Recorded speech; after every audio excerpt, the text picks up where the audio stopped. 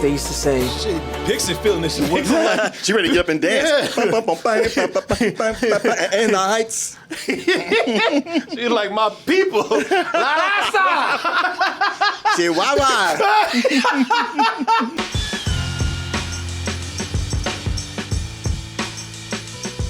Hey everyone, support our Patreon, which helps us to continue bringing you our live streams, videos, and podcasts while bringing you new content such as exclusive live streams and animated shorts. Let's go ahead and get into our next thing that we're talking about right here. Let's see where we're at. Oh, look at that. Look at that man, Lin-Manuel Miranda. He's looking at his bank account right now. Just keep going up and up. Looking so proud. It's him looking at a computer screen. He's looking at his checking account right now. Just going up and up. Because right now, he is the man. When it comes to people talking about plays, like he is almost reinventing the modern musical. Yeah. He is, as far as interest. Yeah. And as far as presentation, this man is reinventing the modern musical right now. You know a little bit of his work. You saw a little. You might have heard a little something called Hamilton. The $10 founding father without a father got a lot farther by working a lot harder. Oh shit, rapping Constitution. Yeah, I know that. Yeah, it's like Schoolhouse Rock. I grew up with that. Schoolhouse Rap. Yeah, I was going to say Schoolhouse Rap now. Yeah, man. Yeah, man. And you should channel points for the prediction of what you think we're going to give this movie right here, which is In the Heights. You know, ever since Hamilton came out, though, shit, right now, I heard Lin-Manuel Miranda went to go take a shit, and somebody wanted to make that a musical. Lin-Manuel Miranda, turd. Ever since Hamilton, this man has been, they've seen him as gold right now. Yeah, he is the man. I wasn't joking. I see him looking at he ain't looking at you. He's looking at money. He's looking at dollar bills right now. Lin. Move. You getting away with my money. If y'all look at that, those are not sparkles. Those are dollar signs. You see that right there? Yeah, man, he is high on wealth right now. Lin.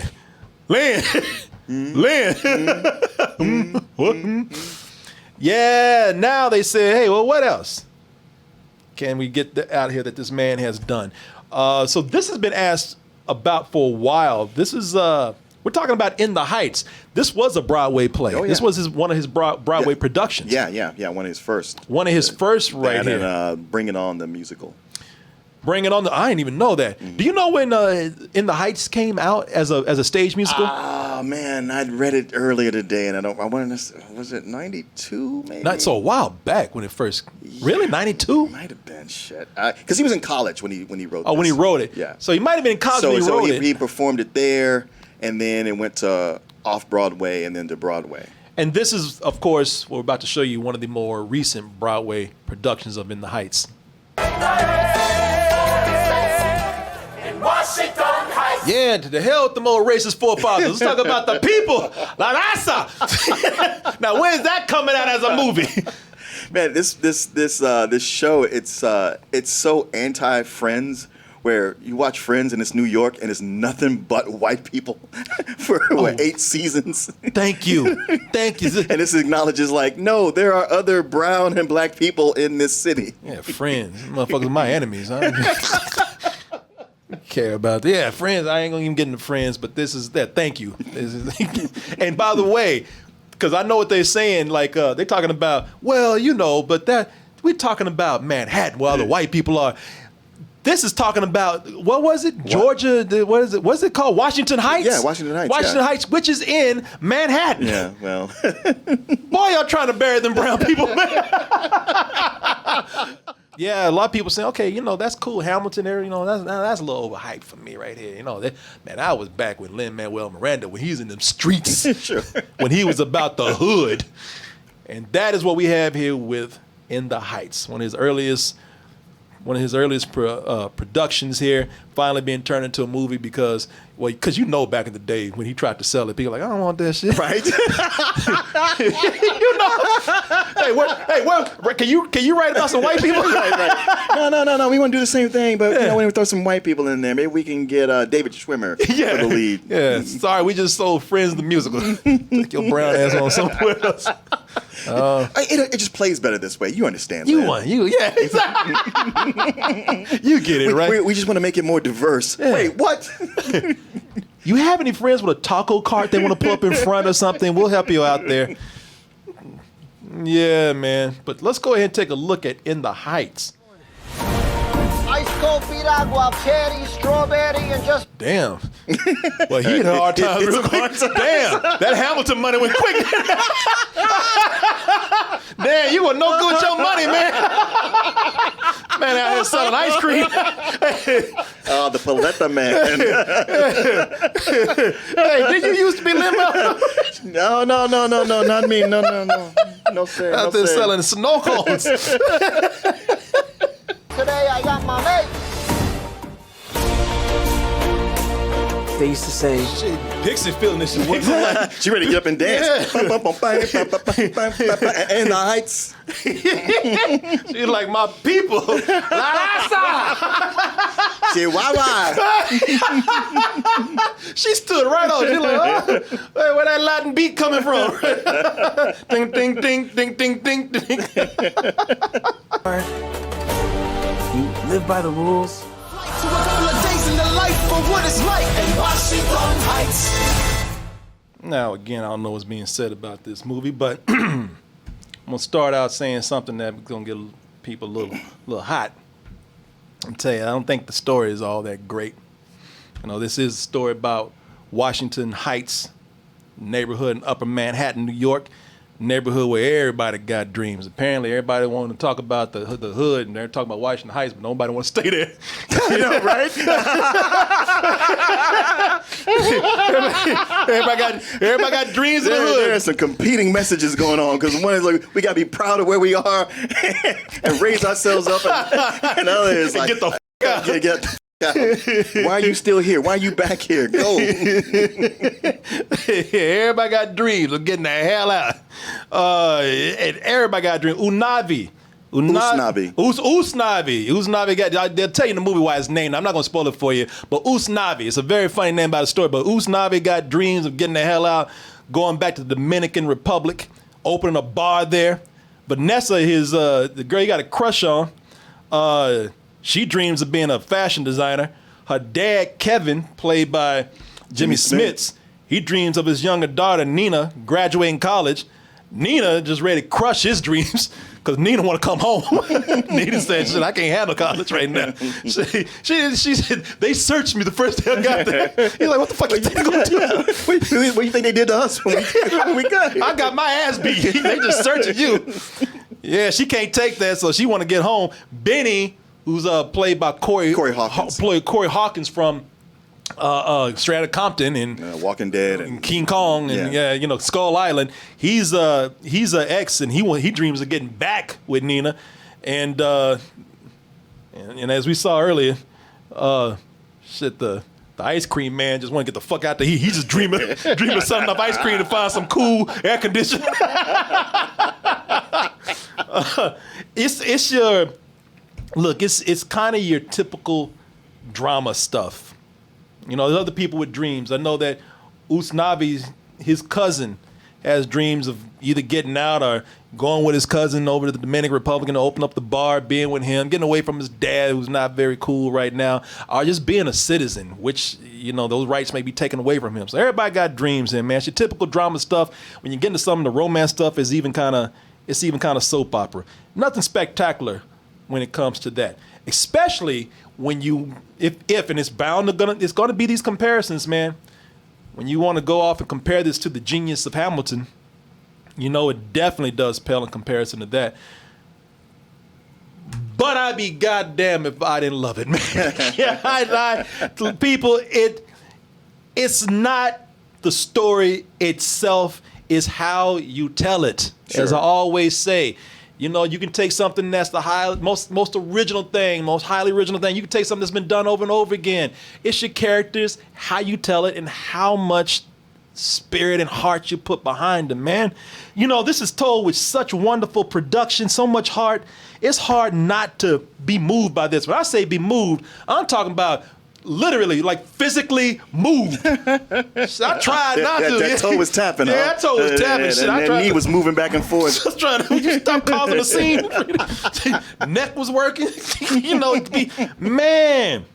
I was talking about earlier. I made a joke. I said if Lin-Manuel that he took a shit and somebody wanted to make a Broadway show out of it. Well, if that turd had as much heart and as much sincerity behind it, I would feel inspired. I'd be like, damn, that turd has a lot of heart.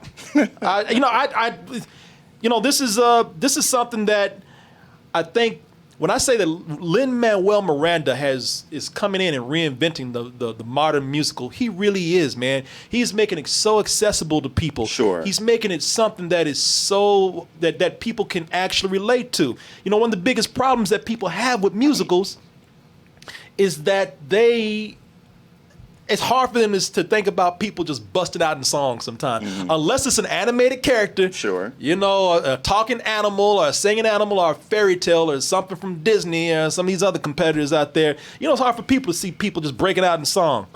But these characters feel so steeped in celebratory culture. They feel so sincere. They're not just rapping about some sappy romance or some love song. They're just some villain singing about, ooh, I'm so bad. You know, it's not some funny sidekick song, you know. Man, every song, every song here is sung with an energy and emotion that feels like it's coming from real experiences, and it makes these characters feel real whether they're talking or singing. Lin-Manuel Miranda, you got to give it to his writing. At least the writing here, because when it comes to writing the music in the characters and the emotion behind them, because he is speaking from real, sincere emotion himself. Yeah. No. The lyrics are about something, and what he's done as far as reinventing musicals is the way he's added in at least the Latin flavor and especially hip hop. Yeah. And so it's cross generational, because there's plenty of just music people are used to. Yeah.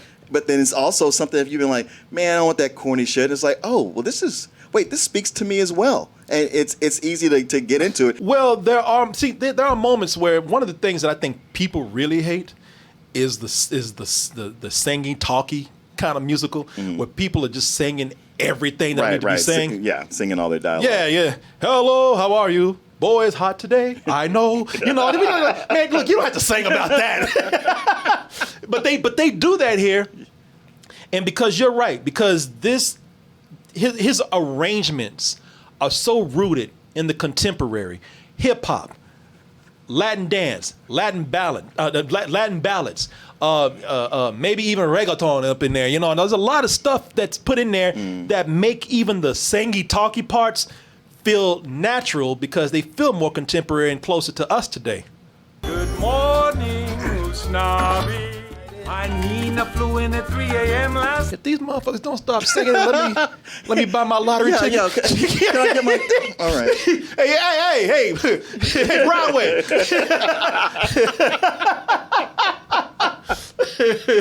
Who's that man that's saying? Who's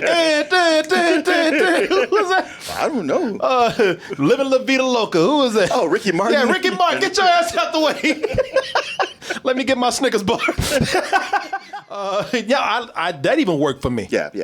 Now, I usually don't like that. Sure, but it's a way it opens the show, and you know, something like that. That's a good morning. All right, it's pleasant. We're establishing things. You can let it slide. I didn't. And plus, it is an extension. It's an extension of that opening number, and that opening number is incredible, man. But the funny thing about that opening number is that you're thinking like, well, shit, that's going to be kind of hard to top, but, you know, I'm in, you know, but I guess that's going to be the best one. And they just keep kind of either doing things at that level or topping themselves with one musical set piece after another in this. Do you not think so? I did not. Oh, you didn't? I did not. Tell me about it. With that musical number, it's because like my youngest daughter, Bella, she's been in the musical theater, and we'll listen to the Broadway channel on Sirius Radio. So I've heard a lot of these songs, but I had not seen the full production. But yeah, just when they did the In the Heights, they opened it with, I was like, that's pretty good, but I want to see where they go. And there was only one other musical number that topped that one for me. Which one? Excuse me. Which one wasn't? It was the one, and it's late in it, but it's where the abuela goes through her life as an immigrant, and I was moved by that. I was gonna say, even abuela got her shine up here, and I was at first she plays like old quiet Latin grandmother to everybody, and then she got up. And the spotlight was put on her, and I was like, "God damn, girl, why you holding back?" Chills with that. Yeah. She had a her and her alone. It was a solo with her, and it was a number about her, arriving in New York, and and her ancestors arriving in New York. And I thought like, wow, that blew me away. Mm-hmm. I like this because of the production numbers in here, man. The production is stellar. Yeah, I mean, for me, I just cannot help but be pulled in, and a lot of that credit goes to John M. Chu. Now, John M. Chu, he's shown how he can bring extravagant production to rich people out there. These people aren't just rich; they're crazy rich. Well, you really should have told me that you're like the Prince William of Asia. That's ridiculous. Much more of a Harry. That's Crazy Rich Asians, of course, which had also awesome production in it, but. John M. Chu says, "Hey, shit, I can make poor people look just as good too. I can make them look good and beautiful and yeah. He says I can light up the hood. I can make the hood look just as nice too." Shh. Let me just listen to my block. So who won? The point is not who won, but that we all had a sueñito. Yeah, y'all sure did. Y'all couldn't stop dreaming through this whole thing. Yeah, what I liked about it is that this is another New York summer heat movie, and the production reminded me, not exactly because people weren't sweltering like they were in this movie, but a lot of it reminded me of Do the Right Thing. Yeah, how they just use heat to like bring out a lot of color and to bring out a lot of great costumes and a lot of set pieces with everybody. The romantic stuff, the typical romantic stuff. That is sappy, and it is typical musical material. I think that the choreography and I think just the snappiness of it worked out great. And again, it's hard not to just, even if you're not as impressed by the last musical number, which I was impressed by a lot of them, but I think that even then it's hard not to have fun. Just sit down and have fun with them.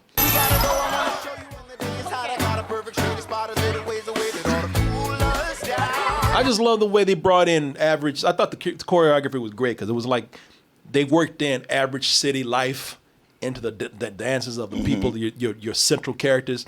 Yeah, man, I had a great time with this, man, and I'm very happy for Anthony Ramos, man. This is his year. It really is, because he's on In Treatment, and now he's on the charts with that remake of If You Want Me to Stay. Made that movie with Liam Neeson. Come on now. He's like, bro, come on now. Why you got to bring up that old shit? I know. I had to do something to feed my family. Leave me alone. Man, I'm getting the feeling that I probably like this. Like Loki, I like this a little better than you. Yeah, you did. Okay. And I was very hyped for this because I love the trailers for it, and the production design is amazing. And what I'd heard of the musical, I liked. But funny thing happened on the way to the theater. Because I'm bringing my daughter with me. She's super excited, and she was like, "Oh, it's my favorite musical." I was like, "Really? Even more than Hamilton?" She said, "Yeah, I like it a little bit more than Hamilton." I was like, "Oh, all right, well, cool."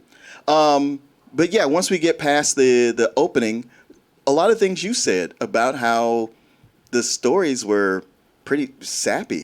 There's just way too many cliches going on. Yes, it's fairy tale-ish. It's soap opera-ish, and as much as it's advertising itself as like this is about the dreamers, which in itself is like, wow, this came out too late. Because the Dreamers thing is solved now. Yeah. but you know, hey, who knows if that won't come back again. But as much as it says about the Dreamers, I feel like it really lost that thread to go into all these little romance things. And even I was getting frustrated where you have what we talked about earlier, where Nina and her dad has sacrificed everything for her to go to school. And she's like, I want to come home because those white people were mean to me. And I was like, what? Little girl, you better get your ass back over there. What the fuck are you talking about? But I'm having these feelings where I'm just like, man, I'm not loving it. And I really wanted to. And plus, I got to ride home with my daughter who loves this thing and just kind of go like, well, that's so good. She loved it, huh? No, she hated it. She hated it? She hated it. She was sitting there mad. I was like, really? Really? She was like, Dad, you don't understand all the stuff they changed from the musical. On the ride home, she started walking me through the things they changed. And I was like, well, shit. Wow, it feels like what you're telling me is that they've just shaved all the edge off of it. Just so many different things. I was like, all right, well, that would have been so much better. And that would have gave this more heart and would have gave it more stakes. I wish I loved it as much as you and the rest of them. I mean, I still think, it's one of those things where, like, it's good, but I, in my head, imagined something that was going to be better. The only thing I can really complain about is, like, y'all opened up with that. It's Yeah, for sure. Man, a lot of people are not going to like me saying that, but I don't think these stories are all that great. They're when it comes down to it, they're not. That's why I was like, okay. Yeah. And even it ending, I was like, don't you do this. Oh, okay. But you know what? Okay. I predicted that they were going to do that. I know. I knew that they were. Well, there's a certain point where I was like, this is what they're going to do. I didn't mind the stories to the point where I thought the more romantic they got with it, the more it's like, all right, this is kind of cheesy fairy tale stuff. But this is a musical. It is sort of a fairy tale in its own. It's a cultural fairy tale in a way. Yeah. And again, I really did feel the sincerity coming from the writing. Combine that with John M. Chu's direction and his eye for production and his production department and art department. This is something that really worked a lot for me, man. As I said, it was something that kept me moving. I was energized the whole time. It just made me feel good watching it. It was just, a pleasant experience, if nothing else. Sure. I mean, that's what a lot of people are saying. Like, hey, for the summer, it's so much fun, something to go to the theater for because of the spectacle. It really, and it's also for people who are getting back into the theater. Mm-hmm. You can almost feel this as being like a celebration of being back out in the theater. Yeah, that's true. Yeah, that's true. There's an energy there that captures this feeling of being back out in the open because this is very heavy on community. This is very heavy on being social. And people who go see this who are just waiting to get back in the theater, this will be a good experience. This will be a great experience for them because it's going to capture all what you probably the audience is going to be vibing on this. Oh yeah. And to feel this with an audience. Mm-hmm. I could even feel it we didn't have it with a big audience, man, but the audience that we had it with, I was even vibing with some of the people who I didn't even know sitting a couple of seats down from me. So it was a really cool experience to have watching this, man. And it was one of the first things we did go back to the theater for. So yeah, I enjoyed this. What would you give it? I would give it a low matinee. Low matinee. Yeah, I would give it a low full price. I'm going low full price because, well, I don't have to repeat myself, but those stories are not. If you strip all the production away, the stories are not that strong. But as I opened up with also, these characters feel so real and so sincere, even for something I don't like, that I'm thinking, wow, there's a realness that I felt with them too, and that drew me in. So yeah, it's a low full price.